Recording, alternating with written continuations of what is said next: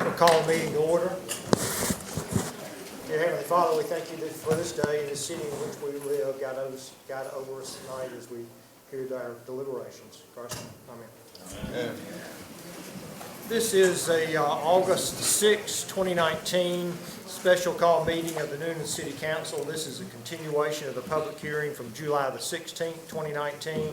Request for residential group to rezone 6.667 acres located on the East Broad Street, known as Caldwell Tank's property, from CBD, Central Business District, to MXD, Mixed Use Development District.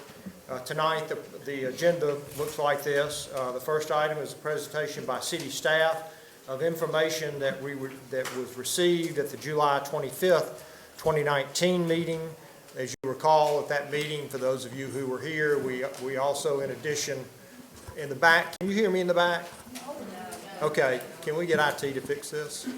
You need to maybe talk a little closer. Closer to the mic. Closer, please. Okay, maybe I need a Madonna mic. Maybe yeah. Let's do this. Okay, so council members, please be aware, and anyone who gets handed a mic tonight to speak, please have it right up to your mouth, because that's the way the system's going to work. Okay, so if you'll remember correctly, you were handed green cards the last time, and there were comments made from the people who were here. Staff captured those comments, so the first thing we're going to have tonight is Mr. Craver is going to come and recap that information of the 25th meeting, July 25th meeting. We're going to have an opportunity for a response from the applicant who will present his application tonight and his presentation. That's the second part. The third part is a solicitation of input and feedback from the community. And then the fourth part would be any comments or questions from the council. So at this point in time, I'm going to call Mr. Craver. Thank you. Mayor Brady, members of the council, thank you for having me here. As you stated, I'm going to report back to you on comments received. As a matter of record, the city received 45 comment cards. We've transcribed those onto reports that I'm going to now pass, starting with Councilman DeBose, and if he would help me by passing them around the dais, that'd be helpful. Thank you, sir. We'll have those on the website tonight, the city's website, if not tonight, early tomorrow morning, so members of the public can look at them. As those are going around, I'd like to highlight a number of the major themes that were collected in the written comments. You can see on the boards above, behind me, and in your packet, some of those major themes, and I'll read them for those who may not be able to see them. They're not in any particular order.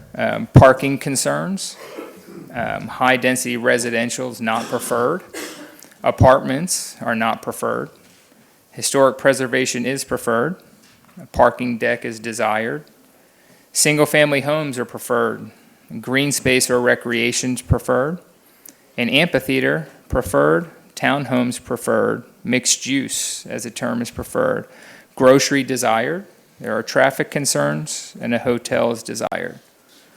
Those again were the main themes gathered out of the 45 comment cards we received the previous meeting.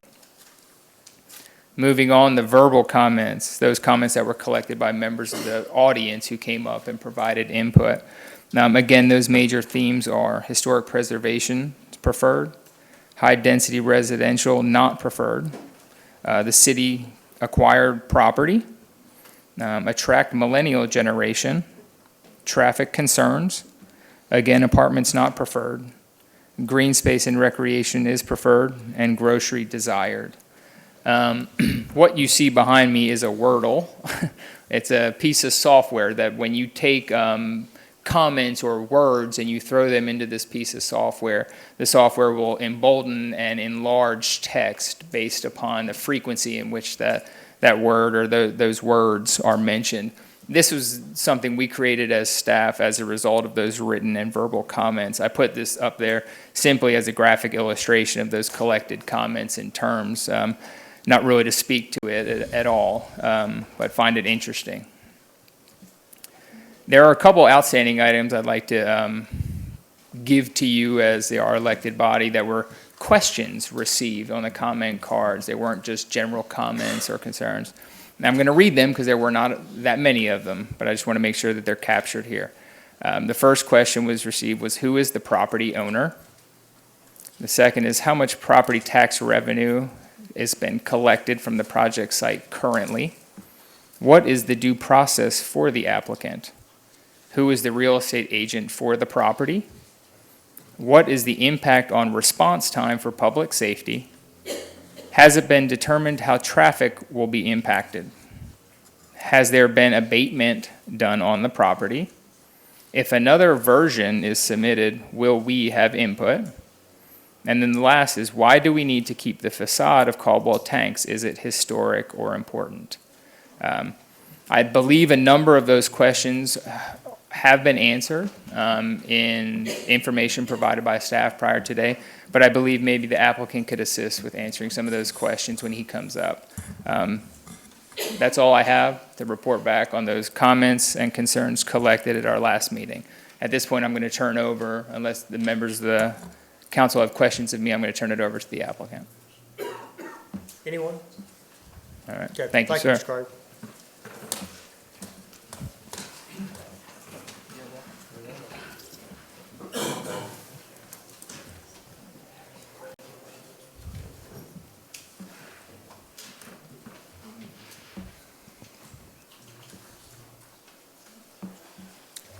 Mr. Alexander, if you'll state your name for the record, please.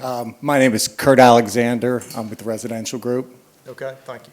While you're waiting for your presentation to come up, let me just ask you a couple of those questions that Okay. were asked by people last week. First, who owns Caldwell Tanks? Broad Street Forum Incorporated is the And- present owner. The owner of that, is it privately held or is it It's public held Privately held, yes. by a gentleman in, Kentucky, Bernie, I don't even know Bernie's last name. Frank? Feynman, yes, sir. all right, and then who are the real estate agents? Who are the real estate agents involved in this transaction? Do you have Mike- someone representing you? Yeah, Hassan Tayera is representing me, and Mike Warren, whose signs you see up, represents the landowner. Okay. And am I or any member of this council in any way involved in this transaction between your company and Caldwell Tanks? No, sir. Thank you. Is his presentation ready? All right. I'm trying to.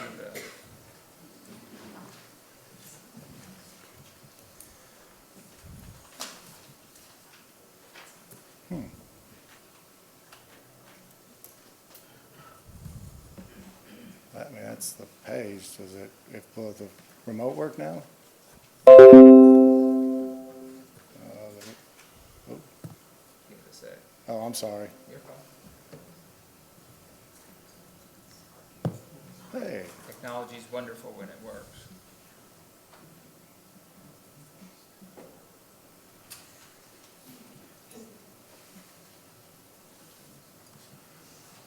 all right. Try now. There it goes. All right. Good evening, Mayor, Council, City of Newnan. Okay, can you hear him in the back? No. You need to speak into the mic, please. Oh, that does move. Good evening, Mayor, Council, City of Newnan. As previously stated, my name is Kurt Alexander, I'm with TRG. This evening, we would like to review the changes to the proposed District at Newnan project. To introduce these, I'm going to go through the rezoning report that we turned into you and highlight the changes that we've made to date. These revisions represent the input received from the community over the course of our public meetings, these council forums, and individual or group discussions that we've had throughout the process. Page 4 under the context, and I'm just going to start from the beginning and just go through the report to highlight the changes. The first change you'll see is that the acreage is being reduced to 5.6 acres from the 6.7 acres. The second change you'll notice on this page is that the unit count has been revised from 348 units to 285 units. Well, Mr. Alexander, explain to us why you're reducing it from 6.6 to 5.6. I mean, what we're doing, I'm sorry, I have to keep bending over. What we're doing is, in essence, is we're going to drop the parcel across the railroad tracks. We're no longer going to try to redevelop that. We are also reducing the height of the building on East Broad Street from 4 stories to 3 stories to better match the buildings located adjacent to it on East Broad. So in the project narrative, where we go through the project overview, again, it highlights the fact that the acreage is being reduced to 5.6 acres. The total unit count will be revised to 285 units. The parking will be revised for the units, but the parking for the guest and the commercial will remain the same. So we're keeping the 98 spaces that we originally committed to for guest and commercial parking. So instead of 15%, we're now providing 23% guest commercial parking spaces on the site. Our unit count and our total parking count goes to 503. So at this point, we have 165 one-bedrooms, we have 120 two-bedrooms, and then the parking associated with those. How many 2 bedrooms? 120, sir. Thank you. We had requested a modification for the buffer on the 1 acre piece with the adjacent landowner. Obviously, now that we're not developing that piece, that request would go away. We no longer need that buffer reduction. All right, so this kind of highlights the major changes on the master concept plan on page 8. We're proposing to move the 1 acre parcel from the development and reduce the height of the building on East Broad Street. Obviously, we've heard from a lot of people, talked to many individuals about this, and the majority of the concerns that we heard was the 1 acre parcel being adjacent to the historic homes, and then the scale of the building on East Broad Street. But the one thing I do want to highlight on this is these are the only changes of everything else that we've discussed. The amenities are not changing, the green space does not change, the private drive does not change.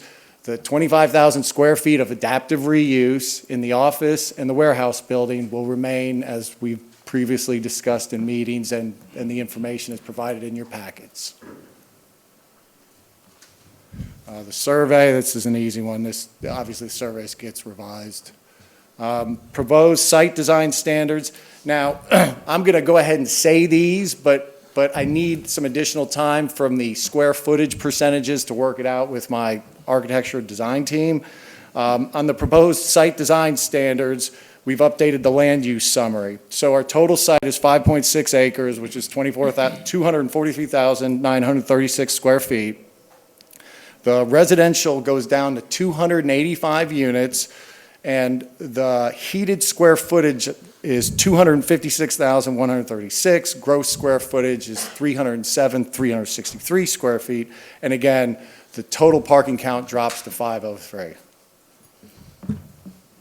Under the proposed site design standards, they would remain as previously reviewed. The last 2 would get dropped because they, again, are based on the buffer that was being requested on the 1 acre parcel across the railroad tracks.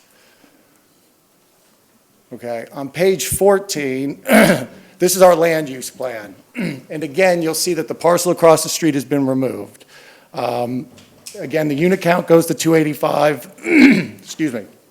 Parking deck spaces are 458 spaces, plus the 45 spaces on the private drive for the 503. For the link, what we would like to propose on this project is we want to try to solve the crossing issue with CSX, and then bring the link up East Broad, bring it down the private drive, have it turn west on Sal Beatty, and take it to the property line. And what we would do in this area is we would provide the 10-foot wide sidewalk as spec'd for the rest of the link, run it through the site, and provide a permanent easement in place for the link in the future. Now, the reason, there's 2 things that need to be discussed that are up here. The first one is the crossing at CSX. When we did the crossing for the Green Prince Trail Alliance in Woodstock, Georgia, we were able to, when we crossed the Georgia North Railroad tracks, we were able to just physically moved the equipment out of the way, and they allowed the longer arms to set up for the crossing that we proposed. So you have to pay the railroad a substantial fee, but you can get that stuff worked out. Now, I would assume that CSX would let us do something similar in this case here.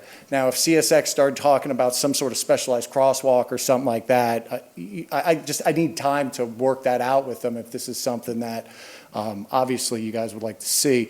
And then the second thing is we're showing two potential routes because the property line on CSX on the backside of the property actually cuts the back building of the warehouse. It's the red outline that you see at the back of the warehouse. It cuts it in half and kind of comes planned south on the property, which is adjacent to the two buildings there. It's really just excess right-of-way from them. And again, we've had success in past projects in negotiating sales for excess right-of-way. So I show the two potential layouts just to provide some flexibility on which way we would like to bring it through. All right. And then on page 23, this is my sketch. Thankfully, tonight you're going to get a better look at it, but this just kind of gives you a scale of what we're now proposing on East Broad. When we pull the one story off the top of the building, we're getting rid of the sloped roof, going to a flat roof. You'll just notice the scale and how it better aligns with the buildings that you'll see there on East Broad. And this is one more sketch on page 25 that, again, goes into it talks more about the scale. Now, Chris Casina with Studio Architects is here. He's done some additional sketches on East Broad and Sal Beatty, showing the revised scale and, again, the input for the design characteristics that we've heard from a lot of people in the community. And I'd like to give him a few minutes, if that's all right, to speak to the architecture. Thank you. Chris?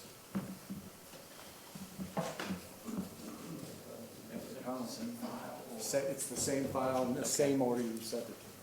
So, good evening, Mayor, Council, staff, and citizens. Chris Casina with Studio Architects, and I am the Director of Design at our firm. We are planners and architects for the project. So whenever we do a project, wherever it is, we always do our due diligence in terms of what is the context? How do we belong to the place, right? So I've spent quite a lot of time understanding what downtown Newnan is, particularly the core of downtown to which we belong, right? And so these first couple of pages that you see are a collection of images that, are some of the symbolic, iconic buildings that sort of constitute, the fabric of what is downtown. I mean, you all know what these are. The image in the middle of the page here is straight out of the UDC, which in Chapter 5 calls out for what is the area of influence, which is to say whatever surrounds our project are the things to which you should pay the most attention. Now, having said that, to one side we have train tracks, and you can sort of ignore the piece, the 1 acre parcel to the northeast. But then our neighbors are what happened on Broad, Sal Beatty, and Perry, essentially, right?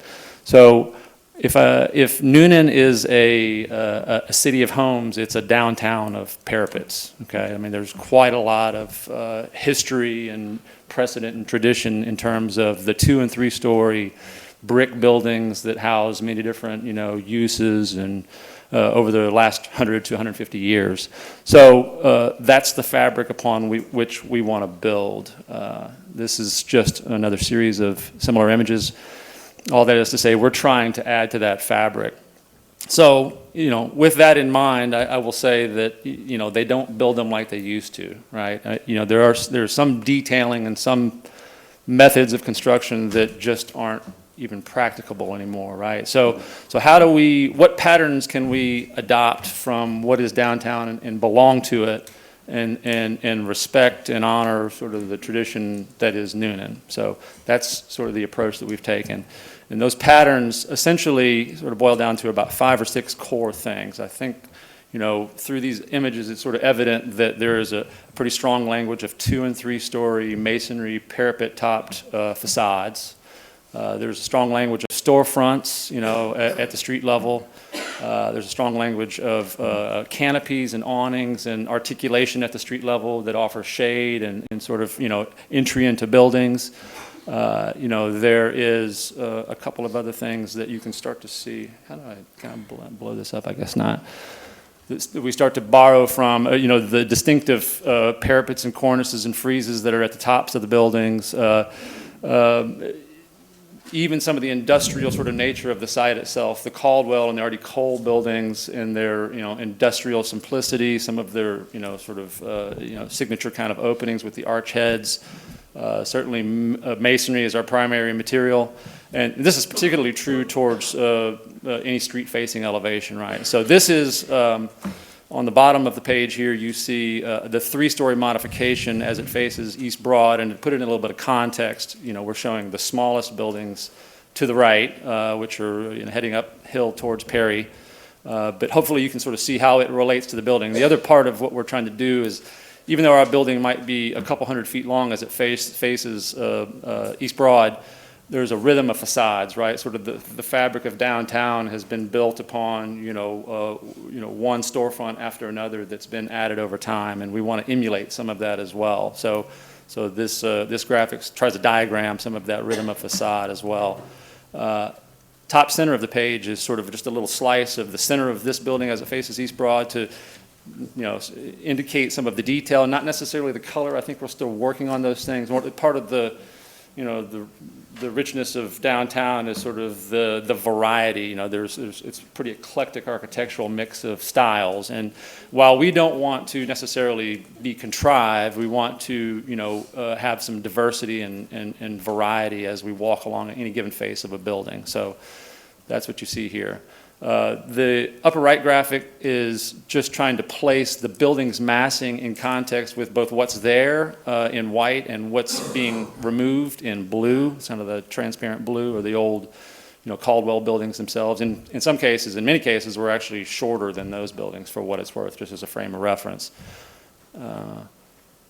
Next page, this is sort of a modified version of Salbidi. Salbidi is fronted by two roads with the internal private drive sort of bisecting it down the middle, sort of in a boulevarded kind of avenue, if you will. You can see the street trees and so forth. We've tried to monumentalize that entry into the community, as well as, carry the same patterns that we were talking about before, 2- and 3-story masonry references, industrial detailing, simplicity, similar kind of openings, and similar kind of windows. So that's just to try to shed a little bit of light on what we've tried to, put in place in terms of our architectural intent. So, yeah.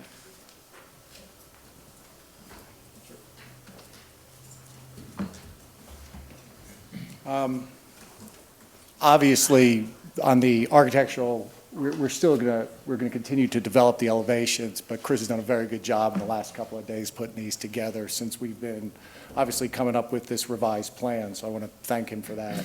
And finally, I just want to say thank you for the opportunity this evening. These revisions again represent what we've heard from the community, from the people we've talked to try to come up with a plan that we feel like works with the fabric of the community, but also works within the underlying zoning, and as well as, what the studies and long-range plans have said about the site. So with that, I'm going to close my comments. Thank you. Quick question. Yes, sir. All of the storefronts along East Broad. Yes, sir. That were in the previous slide, all of those are commercial, is that correct? No, they're units. Pardon me? They're units. Okay. At this point, yes. Yes, again, our commercial square footage is still at 25,000 square feet roughly for the total. It's some of the common areas. Oh, that's right. Yeah, I apologize. So from the left-hand side to kind of the middle of the building, that would be the amenity and leasing space. So our leasing office would be there, the fitness facility, the community facility. So thank you, Chris. Thank you. Yeah. Okay, at this point in time, I would ask for feedback from the community, solicitation of comments from the community. So if you'll come to the podium and state your name for the record, please. I'm John Young, 79 East Broad Street. I've got two questions. One is, regarding the Planning Commission. We had a vote. We had a vote 2 months ago, June 11th, almost 2 months ago. These guys work really, really hard for no pay. George sat on that commission for, 14 years? Bob Coggins here tonight. He's on it now. Greg Gause, a very good friend of mine, is chairman. He's been on it for 23 years. So what I'd like to know is, and that was a unanimous vote against the project, but I'm really not even talking about that tonight. I mean, let's just get past that. What I want to know is for the future, what kind of input did that have in this process for future rezonings?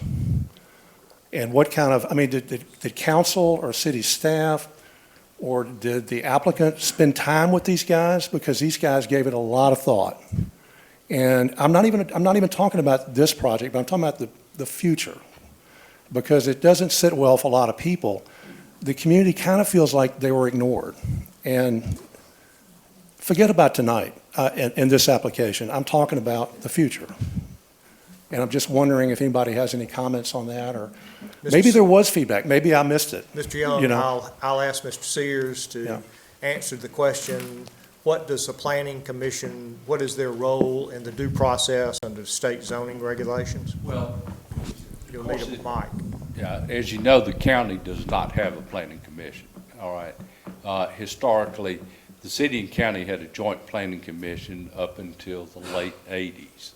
All right, the county decided to pull out of that arrangement, and as you know now, all rezonings or whatever just go straight to the county commission. All right, under the city's ordinance, the city then, in the late 80s, created a planning commission as a reviewing and recommending board. So absent some things that we have given them some powers in the planned development districts to sit as the Board of Zoning Appeals, they are simply a recommending body. They are not needed under state law. All right, so, but the city decided to create that body at that time. Right. As a recommending body. So, you know, absent what they can do from a Board of Zoning Appeals or variance granting position. So, in the PD districts, you know, that's all they are, is a recommending body.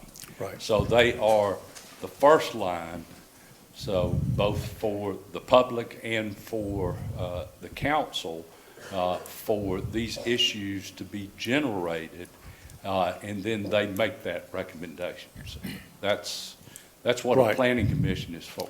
Right, but these guys gave a lot of thought to this process Well, and this application, and I'm just wondering if there was discussions. I understand the legalities of what you're talking about, but the reality is what is said in a room, what is somebody's opinion? And I know everybody on the planning commission, and these are mature, responsible people. Well, I can And assure you. I think they'd like to be you, heard more than they are. Their minutes are part of the record. So Right. council has, access to their minutes.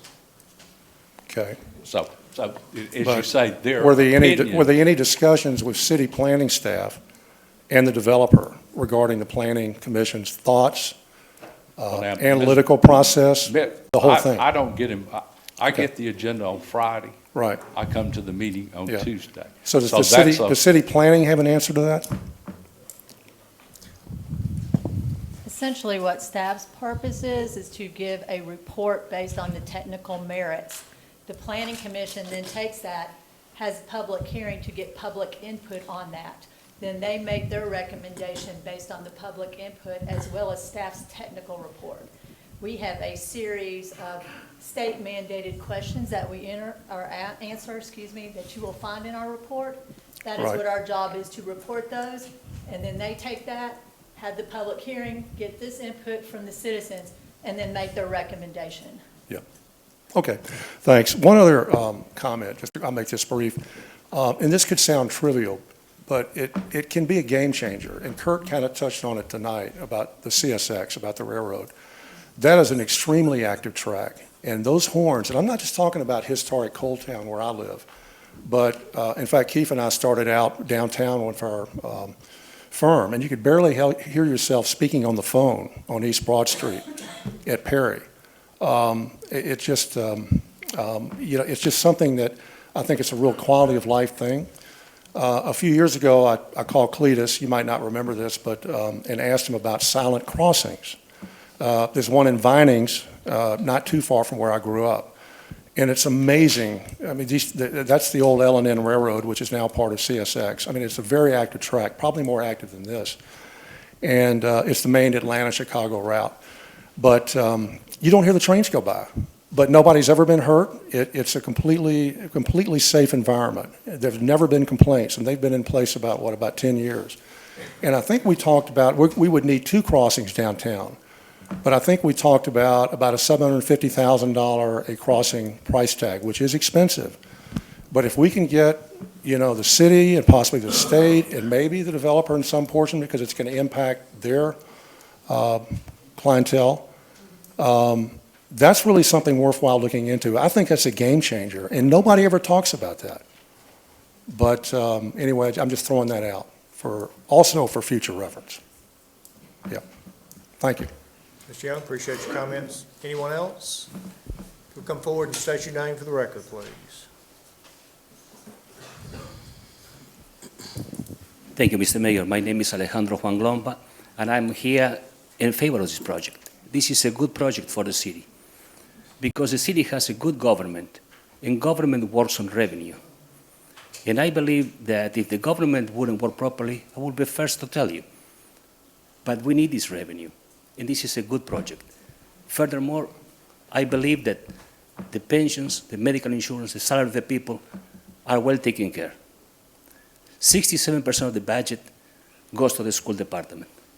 Very little goes to the city. We have an opportunity to give the city a source of revenue. Second, this city has a good police department, has been proven for years.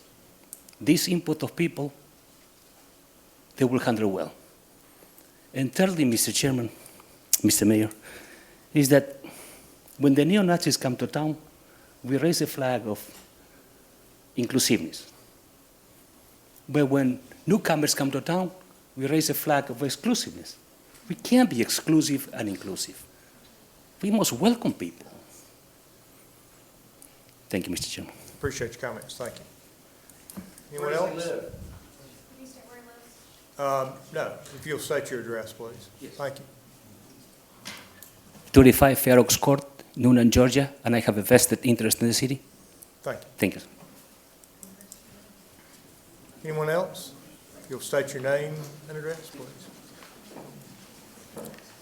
Scott Frederking, East Broad Street.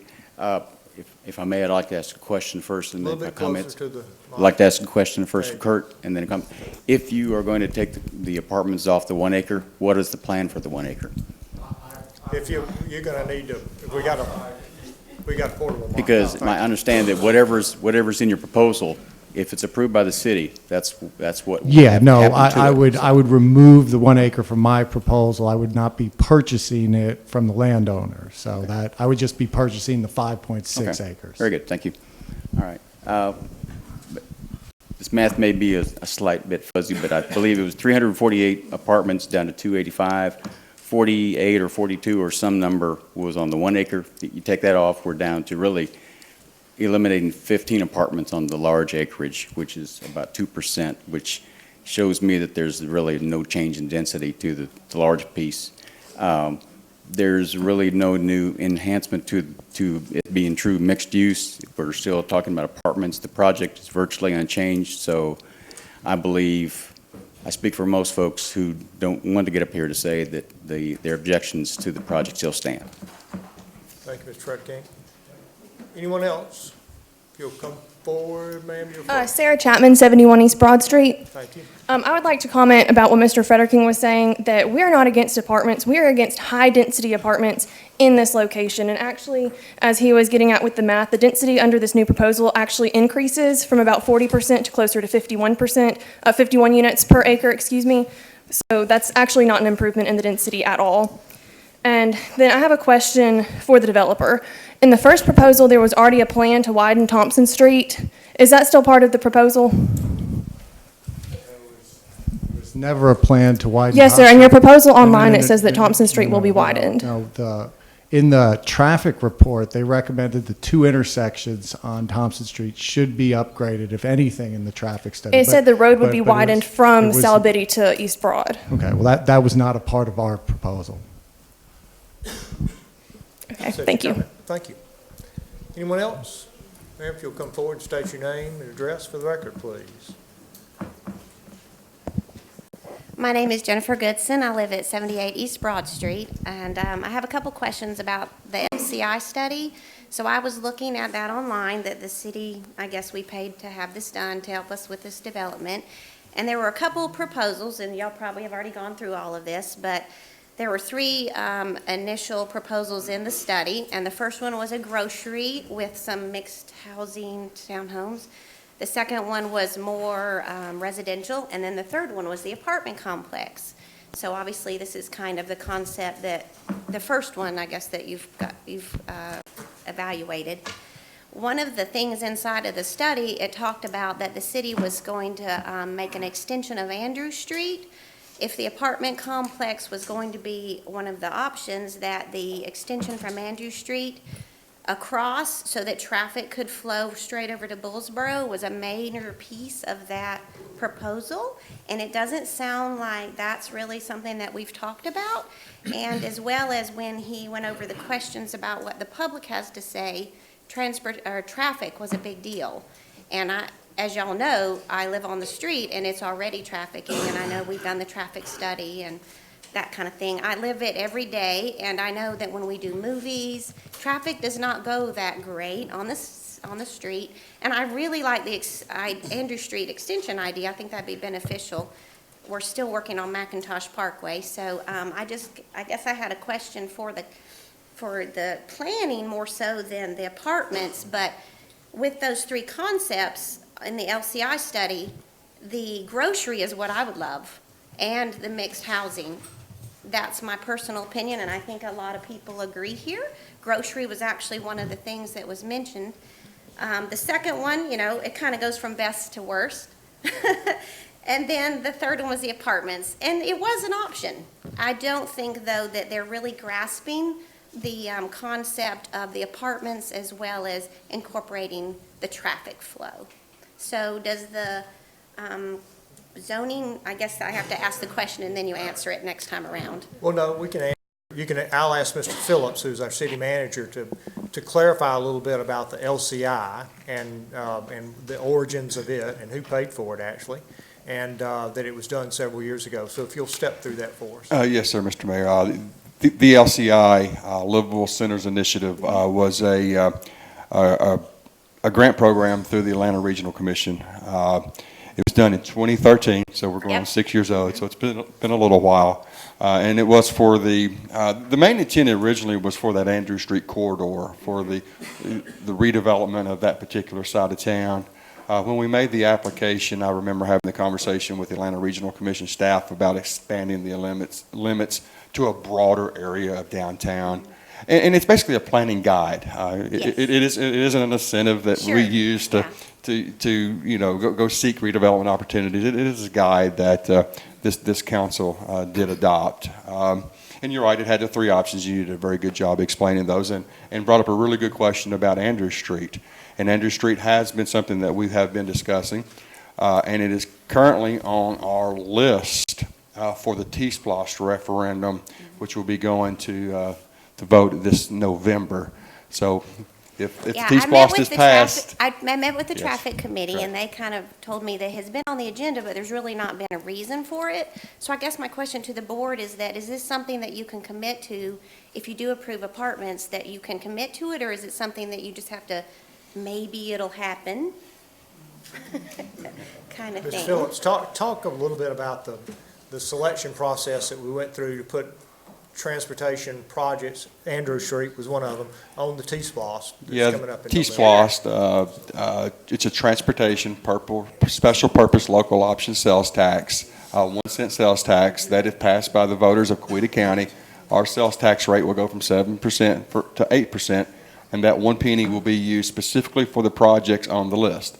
There was a transportation committee, Councilmember Shell, representing the city of Newnan, sat on that committee with members from Coweta County and the other municipalities, And Mr. Shell, you probably worked for over a year, I would say, identifying Where we need it. projects. The chamber. Macintosh Parkway, one of those? No, McIntosh Parkway is one that's currently under construction, funded, in a different manner. The Newnan Chamber of Commerce did an excellent job of soliciting feedback and input from the community. We took that input, put it into a potential project list. Then the county, who's managing the T-SPLOST project process, hired a transportation consultant to evaluate what we call the cost-benefit ratio of the project list. And from that effort came a final list that went into what we call an intergovernmental agreement that we have adopted. That list will be put to the voters, and it includes Andrew Street in November. Okay. So if that is passed in November, certainly going to proceed with Andrew Street. If that doesn't pass in November, we will certainly have to come back to this body to discuss that project and other potential funding sources for it. It's the form of a commitment, because that money, once collected, can only be spent on those projects that were on the list. So that's the form of the commitment. That's And I what- guess that it's changed the look of the project a little bit, because when you did all the work last year on it and it got on the list, there was no apartment complex on the horizon. Right. I'm just thinking ahead, and I know you guys are too. That's what this is about, so, And you're doing a good job of that. We appreciate your comments. thank you. Next, please. Any? Name and address, sir. My name is Jack McBride. I live on Buchanan Street. I heard the word future a few minutes ago for Newnan, Georgia. Right? And it occurs to me that we've talked an awful lot about these apartments, this project, but we haven't talked about the future.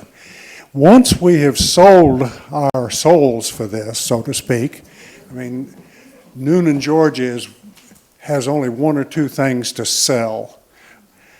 What are we going to do with the zoning after this? What's the next guy going to do? So if we alter our zoning plan to allow this much density, where do we go from there? Thank you. Appreciate your comment. Anyone next?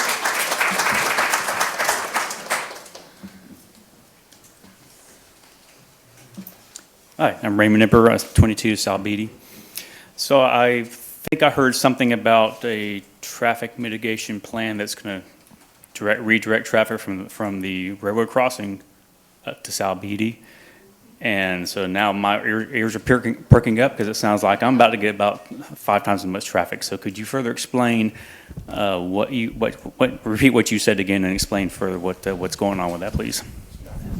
What the traffic study came up with was, when they ran the traffic counts, they said that traffic on the roads around the site was going to increase by an average of 7 seconds. This is the study, increase an average of 7 seconds in the morning and the afternoon peaks.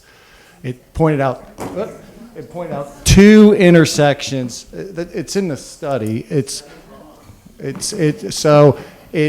pointed out 2 intersections that they recommended be looked at for potential upgrades. And I believe it was Thompson Street at East Broad and Sal Beatty. It didn't say that they needed to happen, but those were, I think the radiuses are too tight. They were just trying to look around, to find pinch points in the flow of traffic in the area. So, thank you. Thank you. Thank you. Anyone else? What does 7 seconds mean? 7 seconds. We don't know what that means.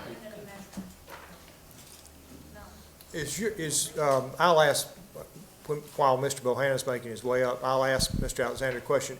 Is your traffic study has it been made part of what is online? Yes, sir, it The is. city of Newnan? Yes, sir. Okay. And what's Ms. Green, I'm not a traffic engineer, so I can't answer your question, but that traffic study is online and it's available to view. Okay, I pretty much got questions. Well, if you'll state your name and your address, please. Clarence Bohannon, 114 Spring Circle. Thank you. I pretty much got questions, pretty much from my community. First of all, I talked to people and I asked, what did the play? I think I talked to you. you can look around some other cities, talk to Cynthia, go look around some other cities, and some of us in my community have lived in other places, like up by Martin Luther King and Perry Homes and 169th and Taylor in the Bronx, New York. And we're concerned that, do we have to be afraid of a gentrification project? Because I've seen that before. And we're kind of wondering about that. As far as the apartments and stuff, one thing I want to know is, what's the difference between an apartment, a condo, and a townhouse? They all look the same. And I didn't get a chance to hear all the figures last time about the cost of the R.D. Cole shop. Been all my life, my granddaddy worked and looked out that window on Thompson Street. And and I remember there was another project. You remember when you first got in office, we were going to do a recreation center over there. So that done changed so many times. But for my community, we're concerned about everybody that's going to be affected by this. And it shouldn't be based on your wealth, your educational status, or who you know. It should be we the people should have some input on everything done in this town. Because I serve this country. I'm a disabled Vietnam era veteran, and I serve this constitutional representative republic so that everybody could get a voice. I haven't talked to anybody in my community have been reached out to and say, what you think? I'm just not finding out. I probably wouldn't be up here because I got health problems. But I would die on my knees before I would not fight. That's the biggest thing I want to know. I'm not saying this is a gentrification project, but I know from people I knew and seen neighborhood up in the Bronx, New York, 169th and Taylor, right off the Grand Concourse, what happened, some people get good stuff happen to them, and some people, have you ever heard of Green Line District? Was it Green Line District? That pretty much says that people that has to be removed because they don't have the finances to live in a certain area, so you put them over here with all the other poor folks that do criminal stuff and stuff. That don't mean that that community have a bunch of criminals in it. But is this going to cause a section of Newnan to move to an area and it become red lines? You know, it's good people in this town. But I'm just asking questions based on what the people on the street corner, the people that put steel-toed shoes on and a blue collar and don't have no status in academia. I'm talking about folks, man, that go to work every day. Can't be here because they got that kid playing baseball or because they so tired they can't make it here. So, Sebo, can you go up there and check it out for me? And I will be back, take it to them. It might be at the shot house. It might be at the preacher house. But they going back and find out what y'all talking about. And I'm glad to do that. If even y'all have to bring me in on the just drag me in. That's what I've been doing, and that's what I'm going to keep doing, whether you like me or not. But we want to know, we know you people that are contractors are smart people. If you get input from everybody, y'all can put some kind of program together where it would benefit all, not just a few. So now, thank y'all for giving me this time. God bless you. And God bless we the people of the United States of America. We gonna fight on.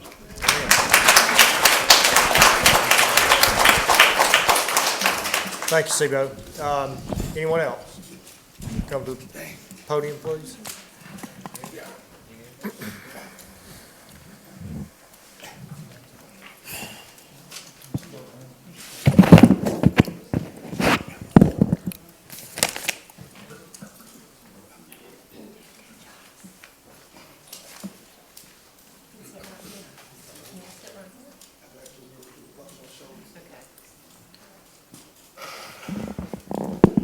I'm Brant Frost. I'm president of First Liberty Building and Loan on Greenville Street, downtown business owner. Mr. Mayor, Council, good friends.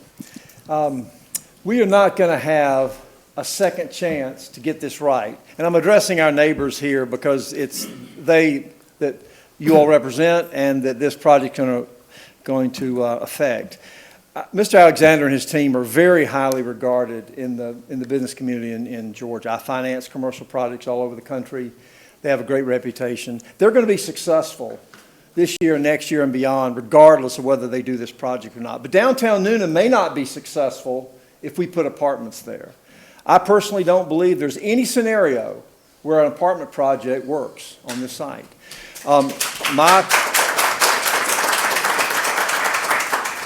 My humble opinion, I mentioned it last meeting, I think it bears mentioning again, is that we should buy the site ourselves. The city should buy the site, control our destiny, green it up, fix the brownfield concerns, request a proposal from high-quality, historic, single-family developers, pick the best one, sell it to them at less than we have in it. And how do we make up the difference?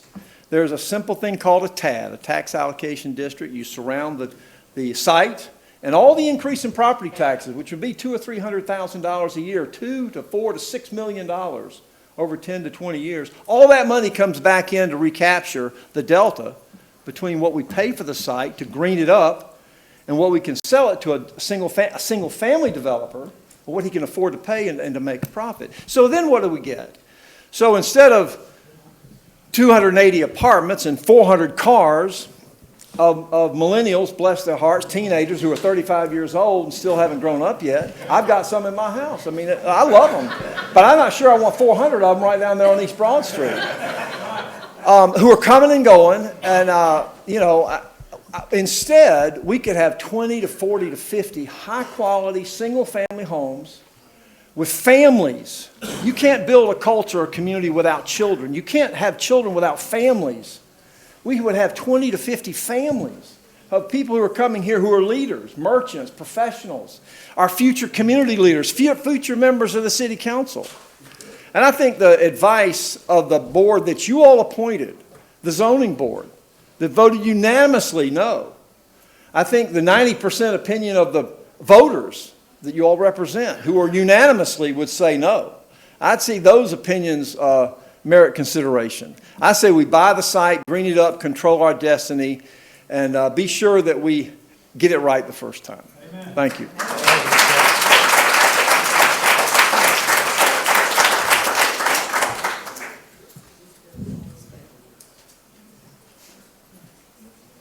Hey, my name is Cole Skinner, 64 Clark Street. So I just wanted to throw out, I've heard a lot of people giving their preferences on what should happen to the property and what they would like to see there, and a lot of ideas about the development. But I just feel like the property owner doesn't really have a voice here. And we really value property rights in this country, and we really like the idea of letting people pursue their transactions if we can possibly accommodate that. And I feel like a lot of the conversation around this has been about preferences, not about real catastrophic problems. And I just wanted to say that I think this has been as far as I can tell, a parking lot and some bombed out buildings for a long time. And these people that are coming along to buy it and do something extraordinary with it and create, Ponce City Market in Newnan have yet to materialize. So I would just throw out that if we don't want to let it stay a parking lot, then somebody needs to step up to buy it and actually do what they want to with it versus impeding the market from acting. And if we push all of our development to Bullsboro, we're going to start looking like Riverdale. So we can either try to have responsible growth downtown, or we can have potentially a downtown that doesn't really thrive anymore because there's no people down there and we've pushed everything out to Bullsboro. Thanks. Thank you for comment.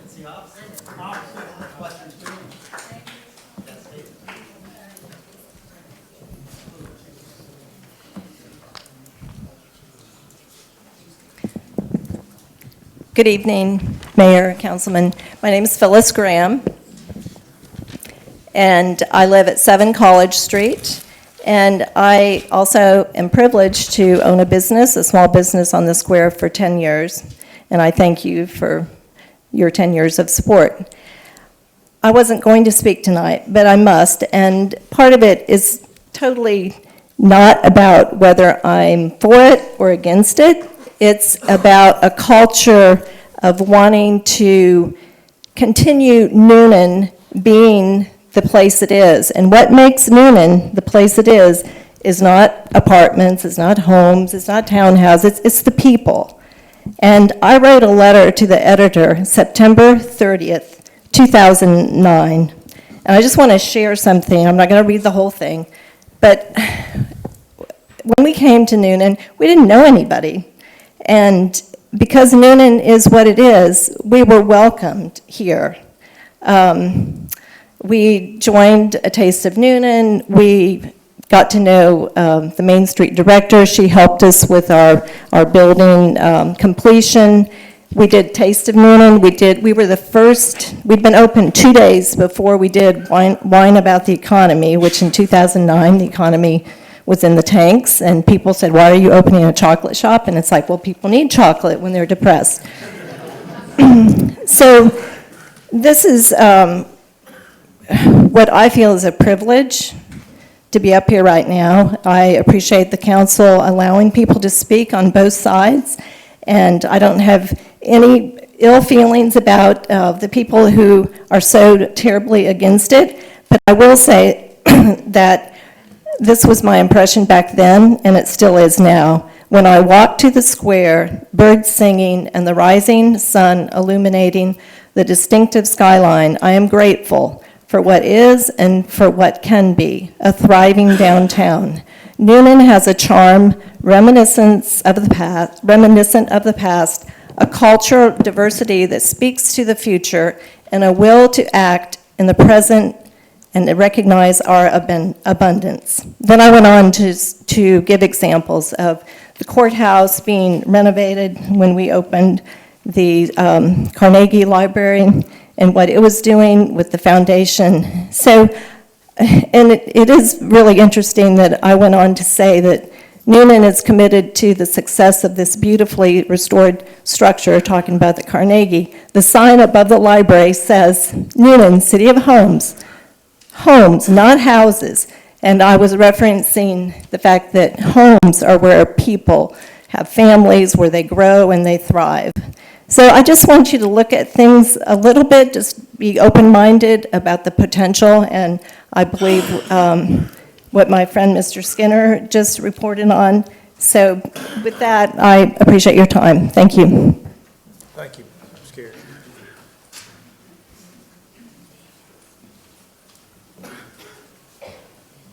My name is Keith Chapman. I live at 71 East Broad Street. The gentleman preceding her mentioned Pelt City Market. This development is not, excuse me. My name's Keith Chapman. I live at 71 East Broad Street. The gentleman before the last speaker made reference to Pont City Market. This is not a Pont City Market development. It has minimal commercial. And if you look at their prior development in Duluth, they had 13 storefronts. There are only 2 of the storefronts occupied, one by a bagel shop, one by an AT&T store. We confirmed this by my family making a trip and examining development. It's not hearsay, it is fact. This is not a Pont City market. Thank you, Ms. Chapman. Who's next? Come forward and state your name and address, please.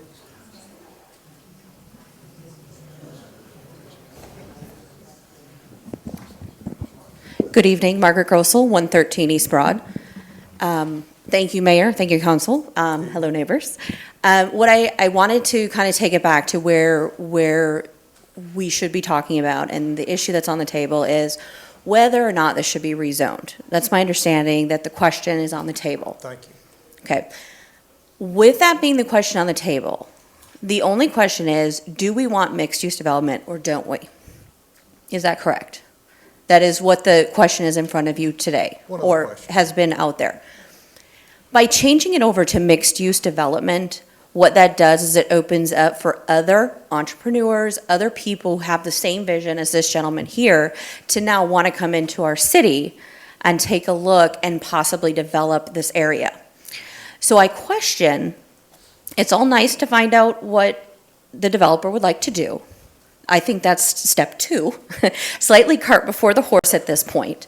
And the question truly is, do we want to open it up to mixed-use development?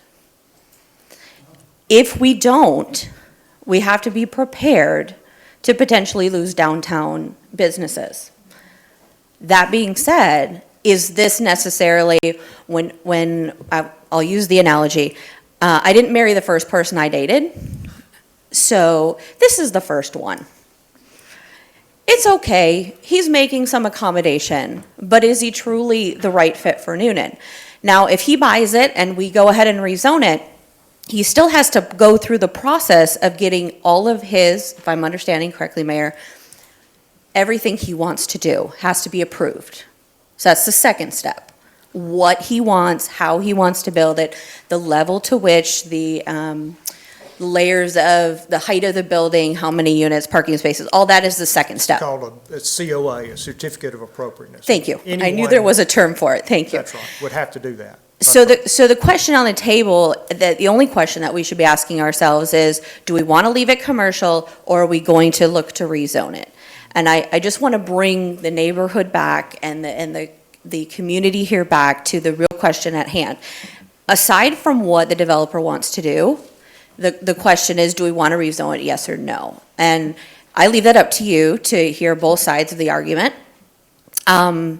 I would agree that a mixed use would be a fine option, but I think we're talking too high of a density, and I don't think you really made concessions.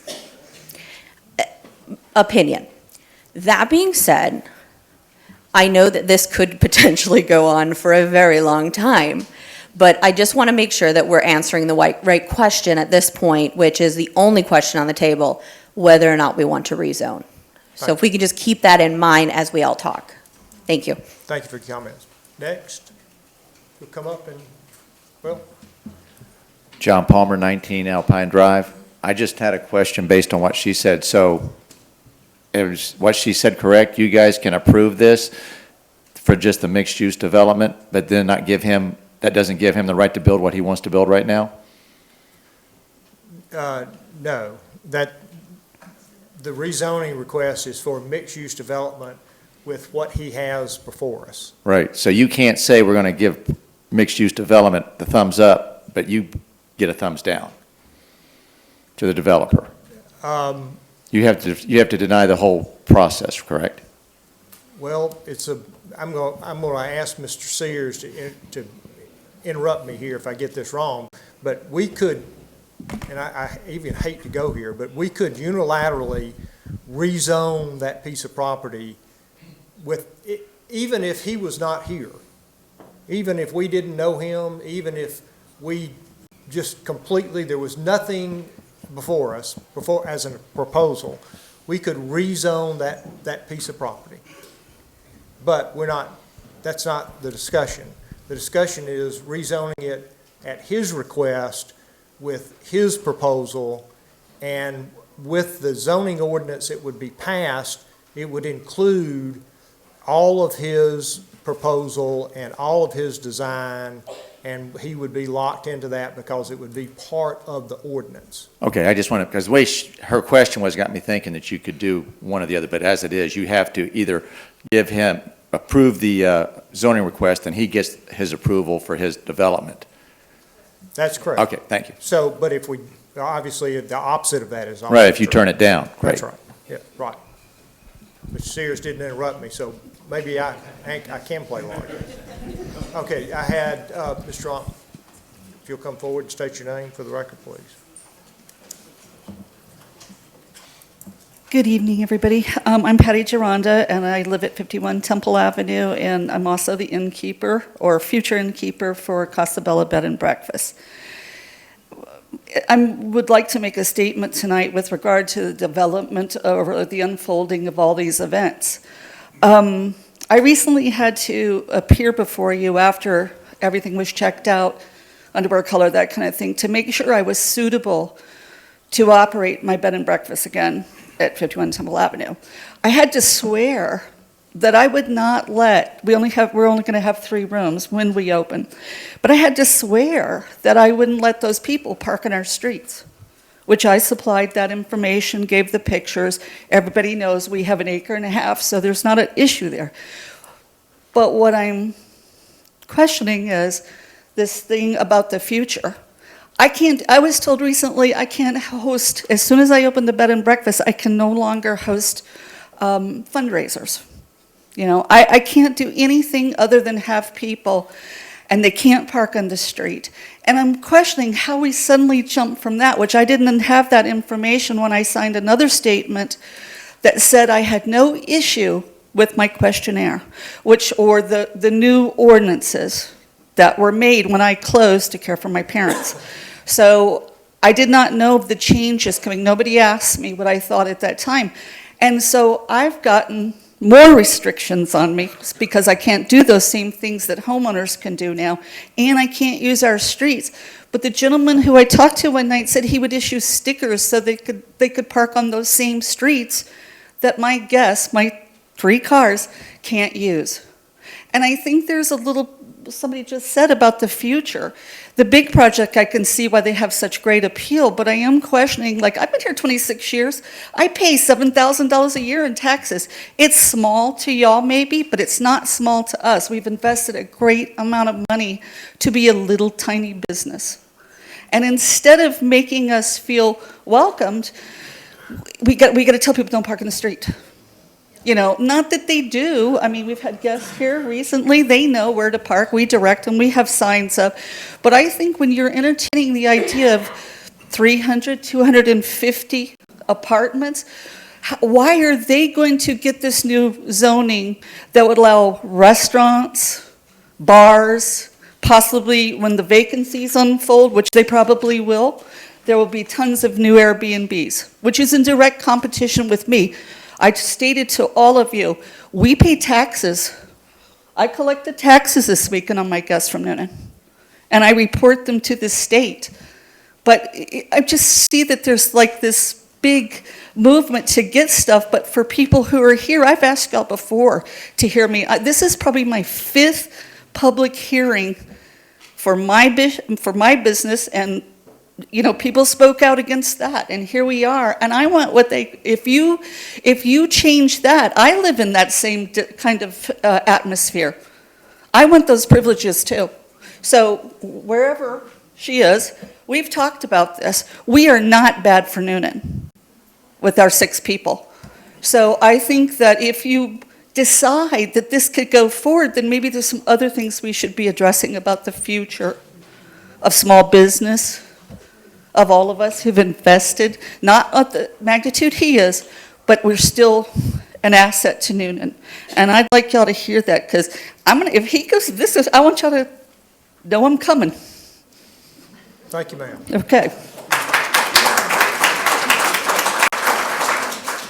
Anyone else? Ms. Palmer, were you first? 1992, I stayed at Patty's Bed and Breakfast.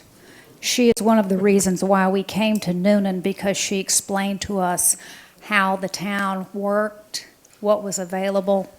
I just want you to know that it is a first-class operation, and she is a first-class innkeeper.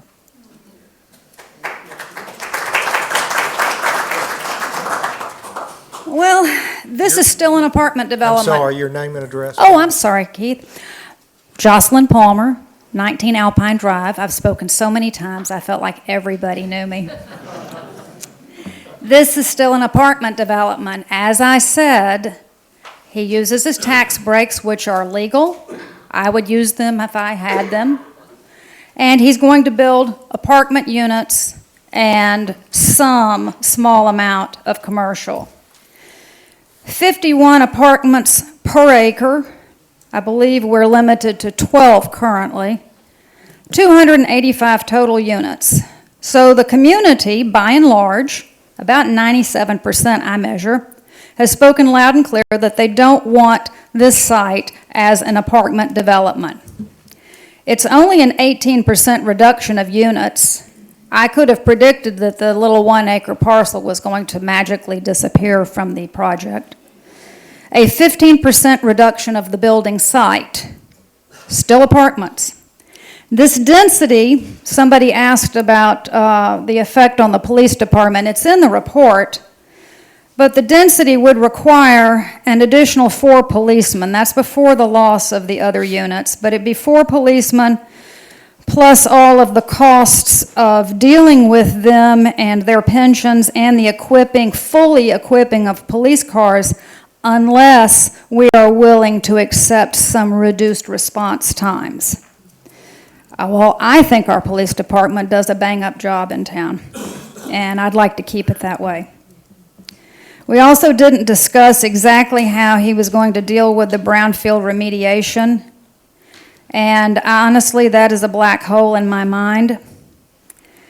And I stated there is no single-family or individual business ownership element to the amended proposal. Once again, it is all apartments. And as I sat here, I thought of the famous words of Suzanne Sugarbaker. You can put lipstick on a pig, you can call her Monique, and she is still a pig.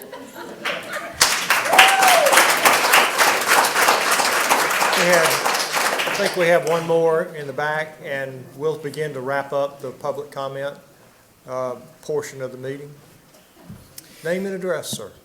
My name is Gary Martin. I live at 39 Jackson Street. Mr. Shell, good to meet you. This is Mr. DeBose. My wife and I have been here 13 months from the wonderful city of Decatur, Georgia. And I will not repeat what I've heard here tonight specifically because I've said it several times and it's been said more eloquently than I can.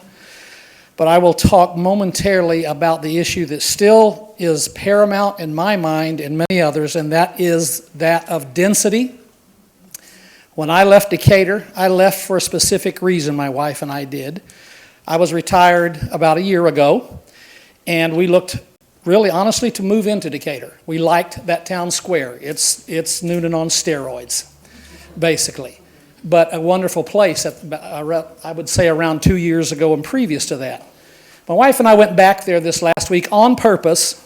We didn't go to Duluth, but we did go to Decatur. We said, let's go have lunch. Let's walk the old area there that we were. And I will tell you that was interesting.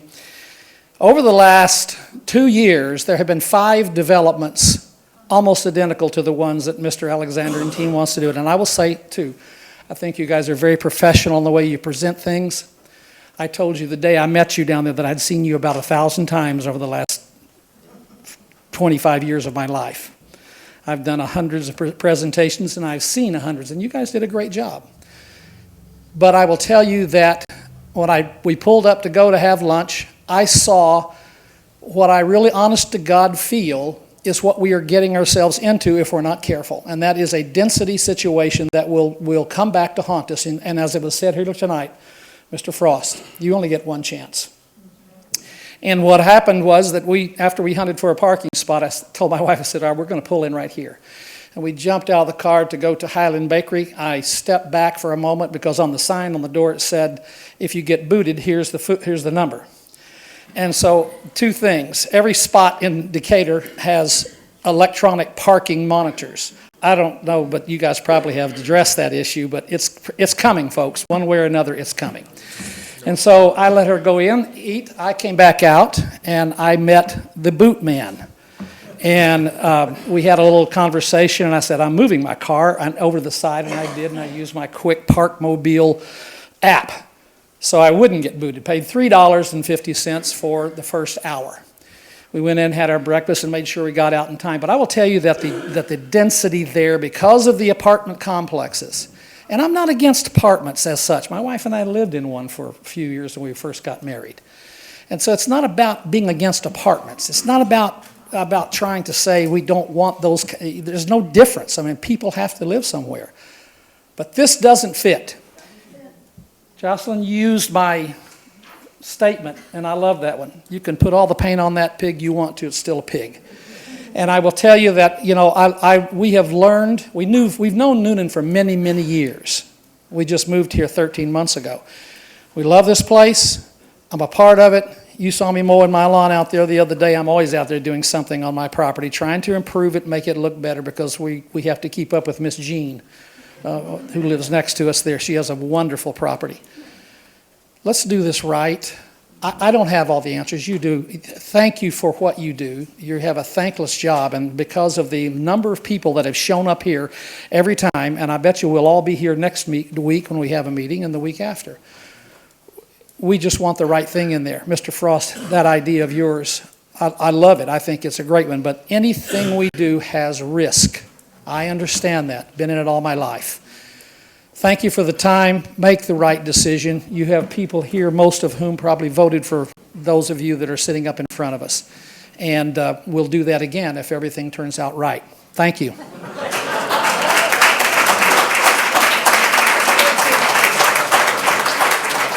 Okay, all right, we'll take one more public comment, and then we'll go into, council has questions, comment opportunity. If you'll come forward and state your name for the record, please.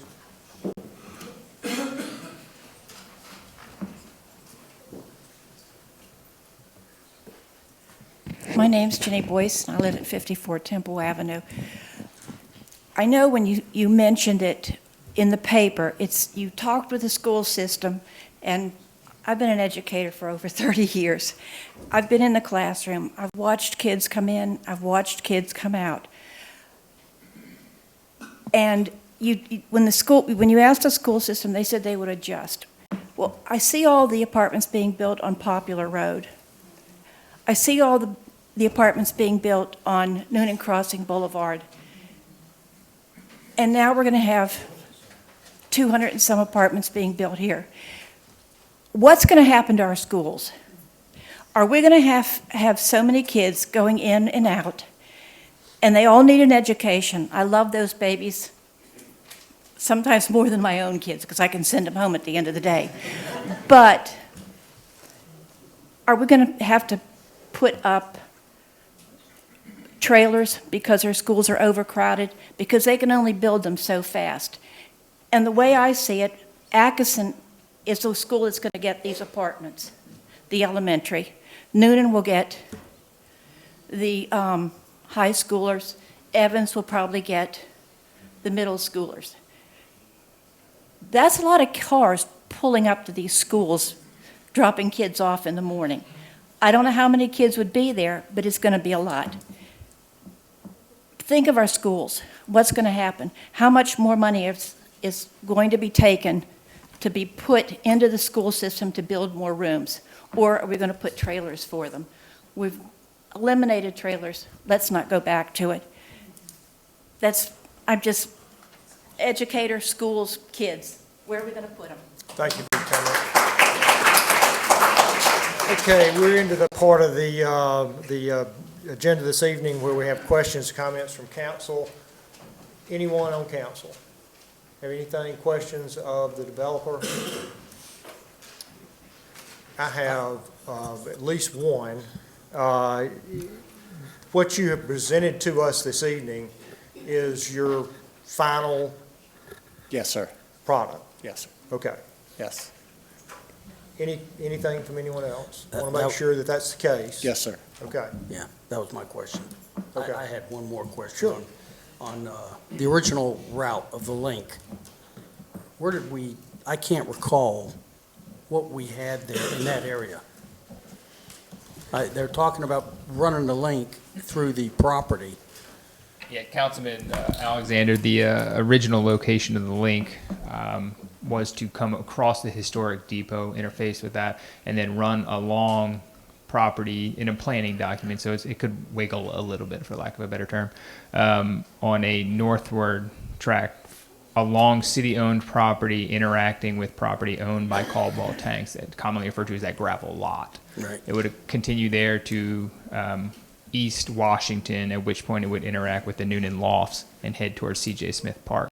I believe the proposal original had Mr. Alexander had it located on the section of the 1 acre portion of the property.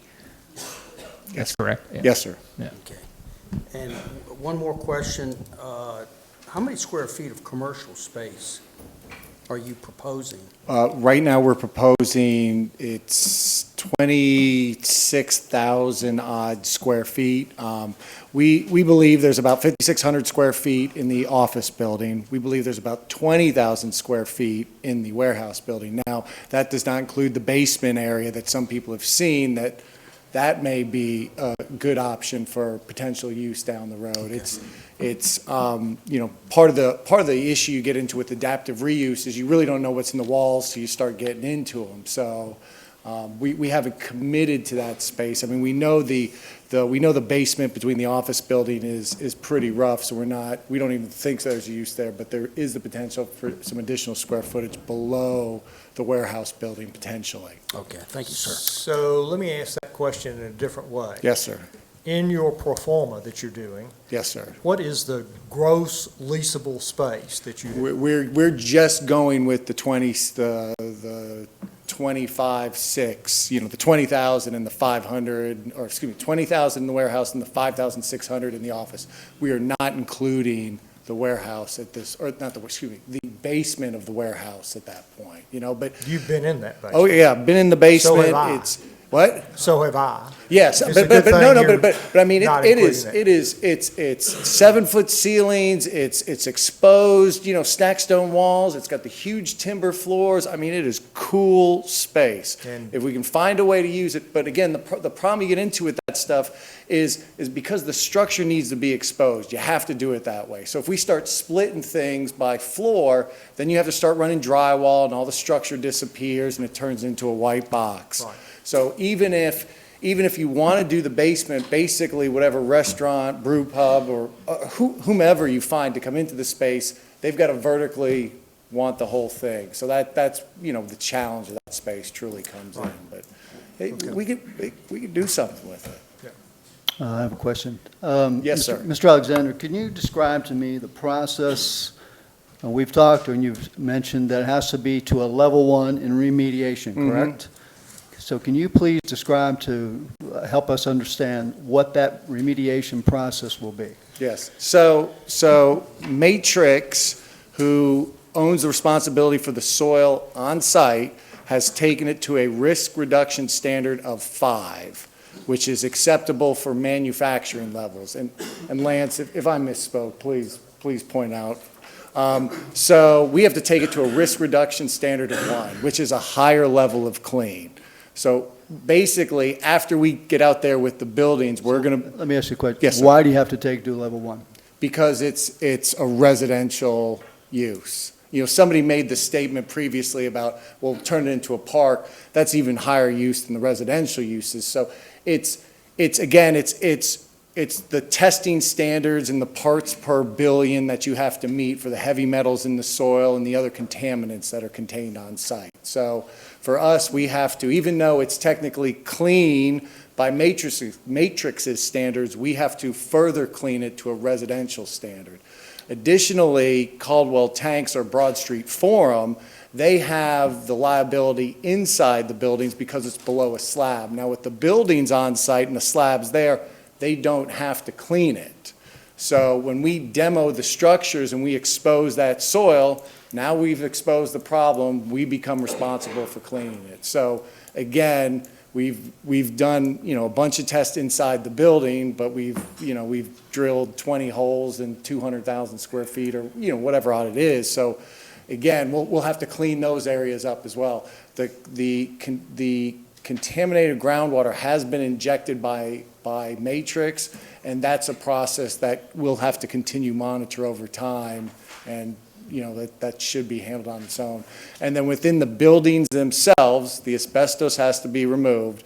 If we just demo the buildings, the lead paint inside the buildings doesn't necessarily have to be treated on its own because it'll be hauled off to the facility where they basically melt down the steel, turn it back into new steel again down the road. So it's kind of multifaceted at this point. So what do you estimate the cost of remediation? We've got about $2 million plugged into it at this point. And again, as we've stated, the idea would be if the proposal's accepted, we close within 30 days, and we would look to start that work almost immediately while we complete the design of the project. Thank you. For those of you who are not aware, a little history on the property. I won't go back all the way to the beginning, but at one point in time, it was known as Brown Steel. The Brown family owned a water tank business there. Matrix, a company that was in the water tank business, bought it from Brown Steel, and when they sold it to Caldwell Tanks, they retained, or were punished with the liability of cleaning up the dirt only, even though Caldwell Tanks owns the property. So that helps people who don't understand who Matrix is. Any other questions? Okay, thank you. Thank you very much. Okay, I want to open up a topic for discussion here. You've all been here, and I want to thank you again, genuinely thank you for your participation. I started off by saying this in the very first meeting, your participation in this project. And I think it's very important that the community come out like we have, for or against, and view and express your views regarding the rezoning request. I just wish that we could get this type of participation when we do other things, and you have promised me you will come back. So I hope you do. But we have heard the applicant's original proposal at the first meeting. We have heard the applicant has sat here and heard us at our next meeting, which was a continuation of that public hearing, express our views on that application. He has come back at this point and done what I call his lowest and best density, plus the other changes that he made with the 1 acre, eliminating the 1 acre, and changing some architectural styles. Other than the questions that were just asked of him, he has told us here that he has nothing left to say. So at this point, I'm not certain that we have any need for more public comment, because we have heard your comment tonight on his presentation. Having said all that, I'm going to open up the possibility that we not have our meeting on the 15th, and that we continue this public hearing until our meeting on August the 27th, our regular council meeting, and at that time, we will have a vote on the process. But if council discusses this and decides not to have the next meeting on the 15th, at the meeting on the 27th, we will continue the public hearing with an opportunity, and I'll put the clock back on during that meeting, with an opportunity for a 15-minute clock for the developer, if he does have something else he wants to bring forward, for 15 minutes for the developer to come forward and state his case, and then 15 minutes from the public to respond. So, council members, are you comfortable with where we are? And do you think we are at a place where we can go forward on the 27th with the meeting and have our vote at that time? Comments? Well, since it's Mr. Alexander's game, he made the request. I want to make sure that he has every opportunity. Are you satisfied with this, Mr. Alexander? Yes, please. I'd like that answer on the record. That's a great question. Yes, sir. At this point, the proposal we made tonight is the best offer that we can make on this property based on the economics involved. We've obviously pointed out what we feel like are the positives of the development, so we're satisfied with it at this point. And you will get another opportunity to speak on our next council meeting tonight. That's correct. That's fine. Shot clock on that night, 15 minutes per side. Okay. Thank you. Yes, sure. And all of his presentation and what we have done here tonight will be posted on our website within the next day or two, when we can get, clerical work done and it put all in a form that we need to put it on the website, and it'll be there for availability. So, without objection from council, I will look at the press and say we're going to cancel the meeting on the 15th, and I would ask for a motion to adjourn this meeting in the form of a continuation of the public hearing on the rezoning request until August the 27th at 6:30, at which time we will vote on this issue. Is there a motion?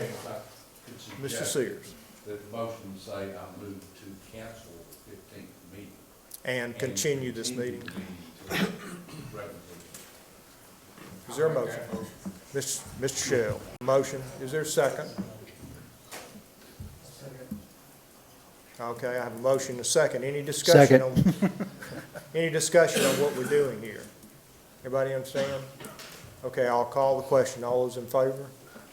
Opposed? Motion carried. Okay, the motion carried. So we will see you all on August the 27th at 6:30 in the evening, if not before. I thank you again for your participation in the process.